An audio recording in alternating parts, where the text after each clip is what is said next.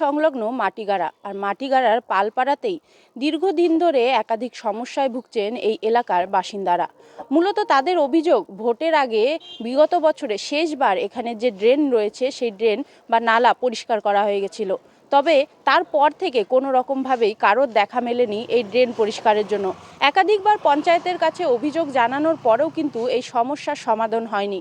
মূলত বর্ষাকালে তারা যেটা জানালেন যে বর্ষাকালে যে ড্রেন রয়েছে তার নিকাশি ব্যবস্থা এতটাই খারাপ যে জল ভরে সেখানে সেই নোংরা আবর্জনাযুক্ত জল তাদের ঘরে প্রবেশ করে, যার ফলে কিন্তু তাদের বাচ্চা এছাড়াও ঘরে যারা বয়স্করা রয়েছেন তাদেরও কিন্তু একটা অসুস্থতার সম্ভাবনা থাকে, কারণ এই নোংরা আবর্জনার জল তাদের ঘরে প্রবেশ করে। এছাড়াও তারা সারা বছরই এই যে মাটির শিল্পের সাথে যুক্ত থাকে, ফলে তারা এই মাটির বিভিন্ন রকম জিনিস তৈরির জন্য কিন্তু এই ড্রেনগুলোর পাশেই দেখা যায় তারা বসে বসে কিন্তু কাজ করেন, যার ফলে তাদের কিন্তু অনেকটাই সমস্যা হয়। যেখানে দেখা যায় ড্রেনে কিন্তু যে মশার উপদ্রব তা কিন্তু অনেকটাই বেশি, বিশেষ করে এই শীতকালে মশার উপদ্রব কিন্তু দ্বিগুণ দেখা যায়, ফলে তাদের কাজ করতে কিন্তু অনেকটাই সমস্যার সম্মুখীন হতে হয়।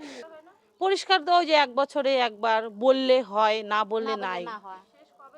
শেষ আগের বছরই ধরো এরকম দিনেই মনে করাইলো না, এটা ভোটের আগে। হ্যাঁ, ভোট হইলো যে ভোটের আগেই। তারপরে না, তারপরে তো বর্ষা হয়ে গেল, বর্ষার সময় তো একাই জল চলে যায়, তখন তো আর পরিষ্কার করতে হয় না। পরিষ্কার 1 বছর হয়ে গেল, পরিষ্কারই হয় না আর কি। ড্রেনের জল সব আমাদের ঘরে যায়, নোংরা হয়ে যায়, মানে বাড়ি ঘরে একদম অপরিষ্কার থাকে। পরিষ্কার ড্রেনটা পরিষ্কার করলে তো পরিষ্কার হবে, বাড়ি ঘর পরিষ্কার থাকবে, সেরকম কোনো ব্যবস্থাই নেই। পঞ্চায়েতকে যতই বলা যায়, পঞ্চায়েত বলে হ্যাঁ করব, কিন্তু সেটা কবে? দিন তো যাচ্ছেই, দিনের পর দিন চলেই যাচ্ছে, কোনো ব্যবস্থাই করে না। এটা ঘরে যায়, এটার জন্য পুরো অসুখ বিসুখ হতেই থাকে।